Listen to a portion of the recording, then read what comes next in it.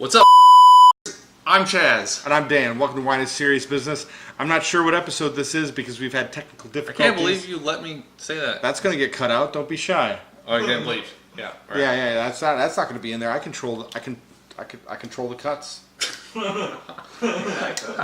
We're here to talk about a wide range of aged white wines. It's a little bit weird, but a friend of ours was clearing some space in her cellar and asked us, "Hey, you want a little bit of old wine that I've been collecting for a couple of years?" And we're like, "Oh, what are you talking about? Let me see. I don't want a bunch of garbage." And then it was like, "Oh, these are all producers we know, wines we like to drink, And all really well-regarded producers. Yeah. Right? Like these, they make wines that people really enjoy and produce. I mean, like Aylsham, Irie, Brandberg, right? like the Brooks. Brooks. I mean, like we got a crazy lineup, but it's all stuff that's about 10 years old at this point, which is kind of cool, right? Yeah. So my big thought was like, how does Oregon white wines age? How do they age? And so There's some truth in there. You guys, if you're watching the show, you kind of know what we think. We're gonna start with the Pinot Gris. We're gonna do the more German-styled wines in next week's show. Yeah. But where these are a little more Frenchy in nature. You guys all know Irie. Ooh. I've tasted wines from them. I've tasted Pinot Gris from them that's 40 years old. That's fantastic. So why not 10? There is something wrong with this wine. Oh.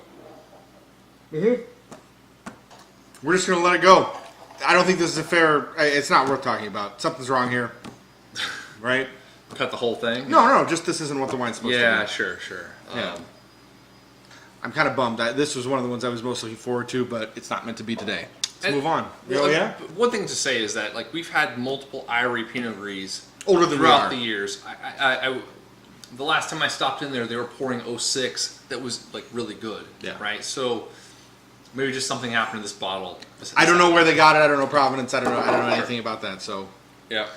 I expect some of these other ones will also let us go. You notice we're kind of dumping our rinses. We got a lot of work to do tonight. We've been drinking a lot. Yeah. We've also, we've got some friends with us. We're hanging out. We're having a good time. It's part of the way we can justify opening all these bottles at once. So all the good ones we can share and enjoy together.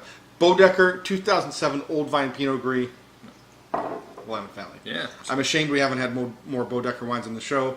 They got a winery in Northwest Portland. Cool folks. Yeah. I really like their Pinot Noir. One of like first urban wineries, right? Like Yeah. yeah. Kind of a funky nose. Yeah. It's a little skunky, but not bad, right? It's like It's okay. good fruitiness to it still. Boy. Yeah, you taste a little bit of the age. There's still some citrus there. The fruit's a little oxidized. You got like little pears that maybe you cut and left on the counter for. No, oxidized like the last wine though. No. Something's wrong with that one, right? Sure. This is just a little oxidized. Very in line with Pinot Gris. Typical for the variety. Sort of like lime, citrus. Yeah. Maybe a pear fruit. Pretty simple still. Like surprising for this much age. Like this is a 10-year-old Pinot Gris. I would not guess that. I would guess 5 or 6. Right. Yeah. It's not fresh. It's probably best when it's fresh. But the oxidative qualities don't really like affect it too much. I mean, Yeah. I find it kind of delicious, but Yeah. I'm surprised this is 10 I was going to say, I'll probably have another glass of this after we get through the... And the more I have, the more I'm kind of... A little bit of nice apple flavors. Yeah. Solid. If you've still got it, enjoy a bottle. Yeah. That wouldn't be scam. This is good. L White Wine, 2007, another 10-year-old wine, bottled by GC Wine Company. I feel like that's got to be Groschhaus Cellars. It might be somebody else. I don't really know anything about this. I've seen the label other places, but Columbia Valley white wine. yeah. And I know John did some other blends of wine. Kind of just entry level blends. So this would fit into that portfolio. If it's somebody else, I can't tell you anything interesting about it. It's the L White. 10-year-old white wines. This From is the like Columbia Valley. The craziest thing about this. Like you never drink these wines this old. Ever. Right. Yeah, this stuff is meant to be with the exception of the. Again, I'm sad that didn't work out. But most of these are meant to be consumed within a year of release. Agreed. Yeah. It smells like Sauvignon Blanc. Got that grassy sort of like, you know what I mean? Kind of perfume, kind of like floral, little What is this? edging towards synthetic floral a little bit. It's a mystery white blend from Columbia Valley. Sure. So probably some Riesling. Maybe a little Gewürztraminer. Yeah. Maybe a little Sauvignon Blanc. Oh. Say, if somebody sees the show that knows what it is, throw it in the comments. I'm a little interested. John will probably watch this show. Mm-hmm. This is surprisingly good. Very citrusy. Lemons really in the foreground. Sure. Like a tart lemonade. Not a lot of sweetness. Full acid. Really clean on the finish still. I would never guess this was 10 years old. No. This is drinking like something that's like almost right on release. Wow. It's pretty surprising, actually. The nose suggests sage. The palate's just got a tiny hint of it. Kind of ethereally. The core of it is acidic and crisp. A little grassy. Yeah. Like the acid is just great throughout the entire experience. Yeah, not going to change anybody's life, but totally held up. It's cool stuff. I dig that. It's crazy. I would never ever guess it was 10 years old. Yeah. I don't think anyone would ever guess it was 10 years old. Yeah. And I don't know what all goes into that. I mean, I guess good choices on acidity, like really clean production. Sure. All of that stuff. So between the two, tough to say. I think this is my favorite. I lean a little more towards the green. Let's move on to the third wine of our French you're a mix. dummy. There's the Adelsheim Pinot Blanc 2007, Willamette Valley. Do a little rinse again. Thank you. Long-time producer. I guess I don't know how long these vines have been in the ground, but Pinot Blanc is something that, in theory, should be able to age. We busted again here? No, we're good. Okay. Funky. Okay. Woo! Oh, yeah. Boy. These are pretty much pop and pours. I figured that if we open them too much, some of them might even lose their goodness, but this one... Wow. Part of me thinks maybe some of this would blow off. I'm not sure. I don't think so. A little vegetal on the nose. Yeah. Smooth texture. This one's also gone. We missed the boat. This one's toast.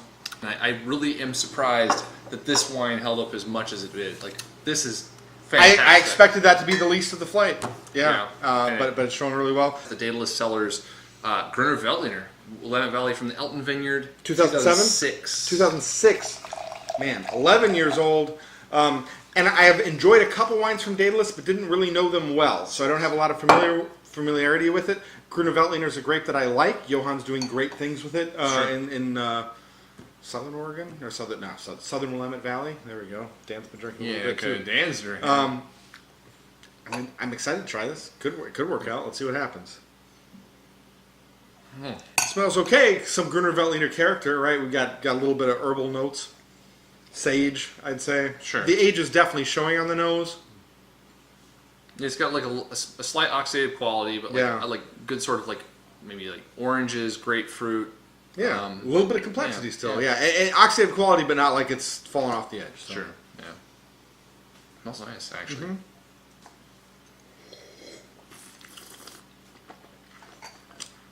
It's all right.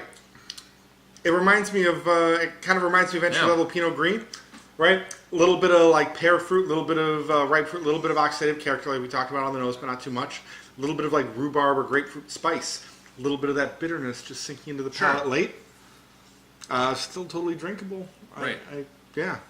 Maybe a hint of stone fruitiness. I do like the complexity here. Like the sort of flavors that Dan talked about are definitely like apparent on the palate. A little more like the more sips you take. It's got like a really nice sort of acidic buildup. It's a nice white wine, honestly. This I'm seriously impressed. Yeah, this is better than the first wine of this flight is better than the entirety of the last flight for sure. I look forward to drinking another glass of this later tonight. If you've got it in your cellar, seize the day now. This so far nothing we've had is going to get any better with time, and I feel that way about this too. But seize the moment. It's all right. So secondly, we have the. Brenberg Riesling from this is Umpqua Valley. This is down there where I'm born and raised. And you've been there? Yeah. So this winery is in Elkton, Oregon. Yeah.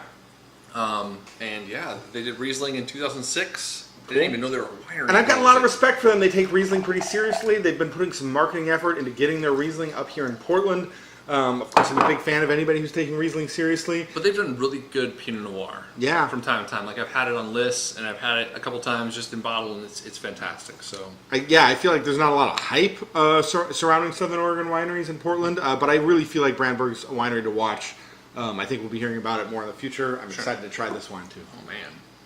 We're doing all right? We got this problems. Smells good. Oh, yeah. This smells pretty good. Oh, it totally does.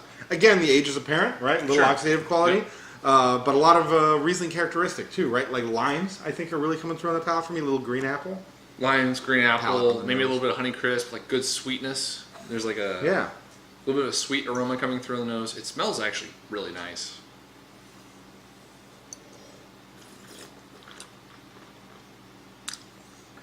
Yeah. Proof that these guys are worth watching. Good acidity on the palate. Pears in the beginning and a little bit of oxidation showing the age, but not too much. It evolves towards a little bit of stone fruit, a little bit of gentle, again, slightly aged peaches late. It's intriguing. It's interesting. It's still balanced. I really dig it. It's got a load of acid still, too. Man, cool. Yeah. Sort of a straightforward wine. Sure. It's definitely not going to blow your mind, but like pretty damn good Riesling. I guess what I would say is like it smells really nice. I feel like it's sort of lost in the palate. I don't get a lot of like complex flavors. Really? Okay. I mean, it's not super deep, but I enjoy it, and especially from a wine from a less well-known region, there's not a big reputation for Riesling. This sets the flag to me that like, hey, can this stuff age? Yeah, it can. Third wine. We don't get to drink Eroica very much. We used to do it back in the day. No, we did one. We haven't done one for a while. Is that how you pronounce it? Eroica? Yeah, Eroica. Yeah. Yeah, Chateau Ste. Michelle, partnership between Chateau Ste. Michelle and Dr. Lozen, the biggest Riesling producer in the United States. I'm pretty sure the biggest Riesling producer in Germany. I might be wrong right there. I don't understand that too well, but Lozen's very well known. Drink or pour. Yeah. Lozen's very well known, has really made a big impact for the grape in the international market even, right? Really brought Riesling to a lot of corners of the world, helped build Riesling in America, and this partnership's a pretty interesting thing. And again, 10 years old, 2007. I don't quite know when it started, but I'm interested in trying this too, right? People who've made a lot of Riesling, let's see what happens. Smells really good, I think. Like sweet pear fruit. I mean, yeah. A bit of apples. A little bit of floral note. So two things. It's engaging right away, and there's complexity. Pretty impressive. And if you like a sweeter Riesling, you're definitely going to really like the nose on this. There's not a lot of oxidative qualities. Like there is some for sure, just a hint, but just the overall like sweetness and depth of the nose is quite engaging. Pretty engaging. Right, yeah. Wow. It starts out great. There's a good acidity, good burst of like stone fruit, little pear flavor. The oxidative flavors really kind of get in there on the mid palate. I think we both had the same sort of like epiphany, like thing at the feeling at the exact same moment, because like my initial reaction was like, wow, oh yeah, here we go. This is held up really well. Like there's like a really like nice burst of like apple flavors, maybe a bit of citrus, and then it just sort of turned oxidative. The acidity turns a little funky in the finish. It gets a little soft. It gets a little weakly. Yeah. Sure. There's a little bit of disjointedness. There's a bunch of disjointedness. It's just, yeah. So it's all right. It's really good on the front end and kind of falls apart. Drink it up. It's enjoyable now. There's good qualities now. Yeah. It's not like it's undrinkable wine. This is actually quite delicious. Yeah. It's just like it's cool to experience a 10-year-old Washington Riesling. Right. All right. So this is the Brooks 2007 Amicus. Yep. White table wine. Another well-respected producer. Do you know what the blend like this usually is? It changes. Right. Yeah. Sometimes Muscat's involved from the... Oh, no, this one says straight up. I can read the label. I know how much you guys love it when we do this. Pinot Gris, 39%. Pinot Blanc, 30%. Riesling, only 9%. Gewurz, 17%. Muscat, 5%. Pour me some. So, really, big white blend, all kinds of things. Brooks has had great success aging some of their Rieslings. I've really enjoyed some of them. Oh, whew. But this is their entry-level white, right? Smells like feet. Smells like feet. Yeah, really, yeah, the age is really evident on the nose here. Hey, it's... Yeah, it's all right, but boy, yeah. Let's get the aroma of gym clothes. Yeah. Sure. With maybe like a... Ooh. Yeah, it's done. I'm a little surprised. I've had good experiences with their Amicus age too. This is not one of them. Yeah.